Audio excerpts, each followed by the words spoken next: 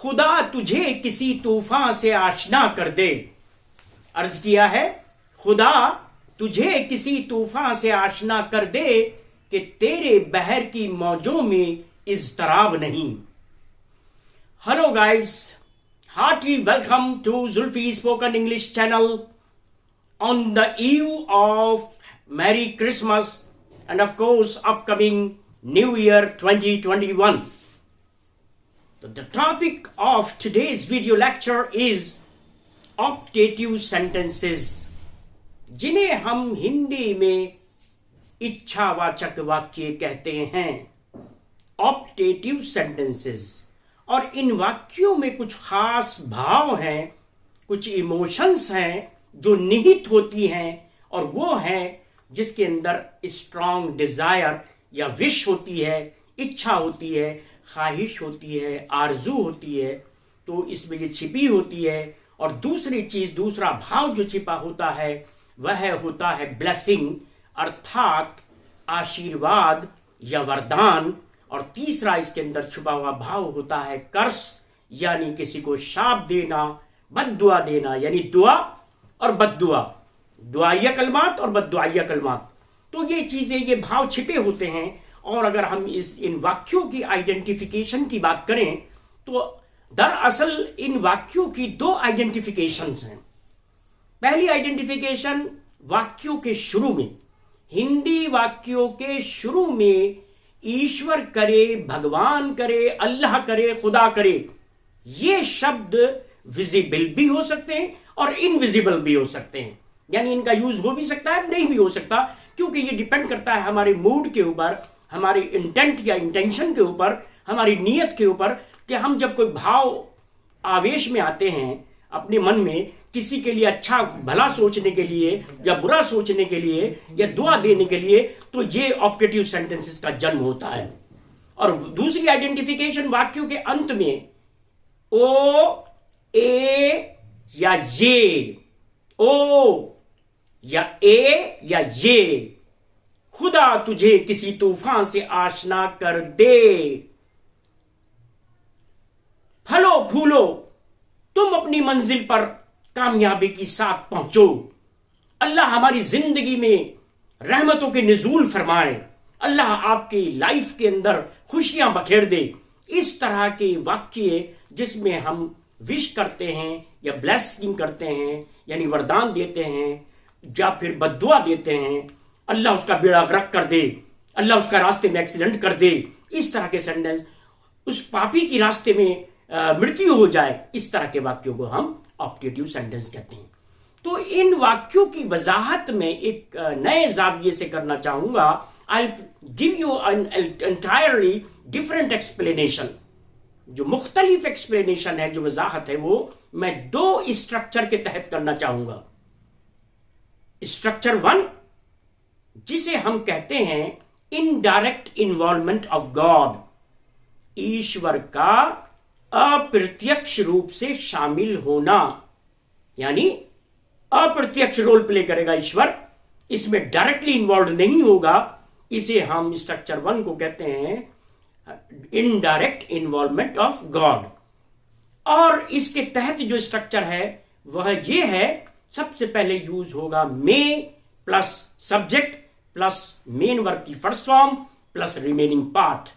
यहां सब इस स्ट्रक्चर में सब्जेक्ट जो है मुख्तलिफ हो सकते हैं, जैसे ही, शी, इट, एनी नेम, कोई वस्तु, कोई स्थिति, कोई अवस्था, ये चीजें हो सकती हैं सब्जेक्ट में, जो है मे, ही, मे, दे, मे द सिचुएशन, इस तरह से। तो जैसे ईश्वर करे तुम अपनी मंजिल पर कामयाबी के साथ पहुंचो, तो may you reach your destination successfully.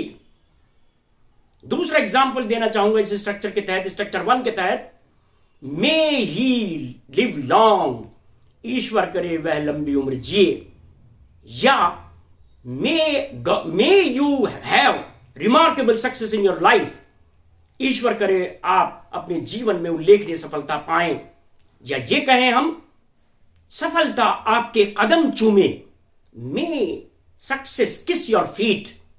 तो इस तरह के वाक्य स्ट्रक्चर 1 के तहत आ रहे हैं।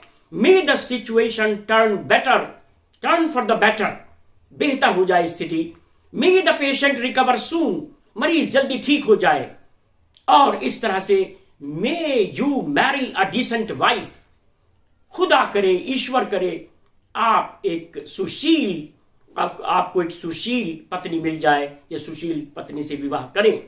और इसके बरखिलाफ यदि हम किसी को कर्ज करना चाहें, किसी को बद्दुआ देना चाहें, अल्लाह ना करे, तो हम कह सकते हैं अल्लाह करे उस पापी की रास्ते में दुर्घटना हो जाए। May that sinner face an accident on the way, या इस तरह से कहें may you lose your peace of mind, ईश्वर करे तुम अपने दिमाग का सुकून खो दो। मे दे गो एस्ट्रे, वे गुमराह हो जाएं। नेगेटिव में नॉट लगा देंगे सब्जेक्ट के बाद। May they never achieve their targets, खुदा करे, ईश्वर करे वे अपने लक्ष्यों की प्राप्ति कभी ना कर पाए। May you never get success, आप कभी सफलता ना पाए। मे ही डाई ऑन द वे, उसका रास्ते में देहांत हो जाए। तो इस तरह से हम दुआया कलमात भी बोल सकते हैं और शाप देते हैं हम किसी को, और स्ट्रक्चर बन के तहत। याद रखें एक बात काबिल गौर, वो ये कि ऑप्टेटिव वाक्यों के अंत में हमेशा साइन ऑफ एक्सक्लेमेशन का यूज होगा, ये ना भूलें, साइन ऑफ एक्सक्लेमेशन या एक्सक्लेमेटरी मार्क। अब आते हैं हम स्ट्रक्चर 2 की तरफ, और स्ट्रक्चर 2 में हम कहते हैं direct involvement of God. Direct involvement of God यानी ईश्वर का प्रत्यक्ष रूप से शामिल होना, बराह रास्त शामिल होना, यानी अल्लाह तबारक व तआला की बराह रास्त शमूलियत होगी इसके अंदर, directly involvement. He will play an active role, active player होगा गॉड। तो इसके तहत हम सब्जेक्ट मुख्तलिफ नहीं लाएंगे। इसका स्ट्रक्चर ये है, मे शुरू में प्लस सब्जेक्ट प्लस वर्ब की फर्स्ट फॉर्म और प्लस रिमेनिंग पार्ट, यानी हर वाक्य में गॉड का यूज होगा एज ए सब्जेक्ट। इसके तहत स्ट्रक्चर 2 के तहत कुछ एग्जाम्पल्स पेश करना चाहूंगा। ईश्वर आपको एक सभ्य पत्नी दे, may God give you a civilised wife. ईश्वर आपके मकान को घर में तब्दील कर दे, may God turn your house into a home. There is a difference between a home and a house. इस तरह से may God bless you with a son, ईश्वर आपको एक संतान का वरदान दे। याद रखिए ब्लेस जहां यूज करेंगे वहां प्रेपोजिशन विद का इस्तेमाल होगा। May God bless you with a right sense of, with a sense of right and wrong. ईश्वर आपको सही और गलत का ज्ञान दे। May God fulfil all our genuine desires, ईश्वर हमारी जायज मुरादों को पूरा करे। इस तरह की वाक्यों में डायरेक्ट गॉड का इस्तेमाल हो रहा है। मे, अच्छा अगर हम कर्ज करना चाहे, may God deprive you of your inward peace, ईश्वर आपको आपकी आंतरिक शांति से वंचित कर दे, यानी आपका दिमागी सुकून छीन ले। May God kill those people on the way, ईश्वर उन लोगों की को रास्ते में मार दे। ये जो दूसरा स्ट्रक्चर मैंने बताया है जिसमें मे प्लस गॉड आएगा, वर्ड की फर्स्ट फॉर्म आएगी, याद रखिए इसमें ईश्वर करे, अल्लाह करे शुरू में नहीं होगा। ईश्वर बजाते खुद काम करेगा, बनाएगा, बिगाड़ेगा, संवारेगा, तराशेगा, जिलाएगा। इस तरह के वाक्यों में ईश्वर ये सारी काम करेगा, देगा, लेगा, छीनेगा। तो जैसे 2 एग्जाम्पल मैं बताना चाहूंगा जिसमें डायरेक्टली इन्वॉल्व है गॉड और इनडायरेक्टली इन्वॉल्व गॉड। जैसे मे आवर मदरलैंड लिव लॉन्ग, ईश्वर करे हमारी मातृभूमि की लंबी उम्र हो। तो ये हो गया इनडायरेक्ट इन्वॉल्वमेंट सॉरी। और डायरेक्ट इन्वॉल्वमेंट अगर दिखाना है ईश्वर का तो इसमें कहेंगे may God give a long life to our motherland, यानी ईश्वर हमारी मातृभूमि को लंबी आयु दे। जैसे may your parents live long, आपके माता पिता की लंबी उम्र हो, या may God give your parents a long life. तो ये सेंटेंस है जिन्हें हम ऑप्टेटिव सेंटेंस कहते हैं। और मैं समझता हूं ये वीडियो का जो मैंने वजाहत की है वो आपको पसंद आएगी और समझ में आएगी। मैं फिर एक जुमला मुझे याद आ रहा है, may my learners and viewers learn the art of spoken English. इसी के तहत मेरे सभी व्यूअर्स और लर्नर्स जो है स्पोकन इंग्लिश की कला सीख जाएं, ऐसी मेरी तमन्ना है या मेरी स्ट्रांग विश है। तो बहरहाल आपको, आपकी जिम्मेदारी ये है कि आप घर पे दोनों स्ट्रक्चर पे तकरीबन 10 से 15 सेंटेंस आप करें।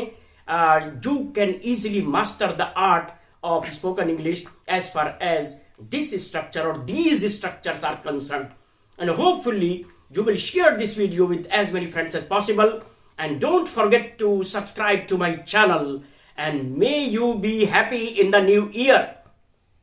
Thank you so much for watching.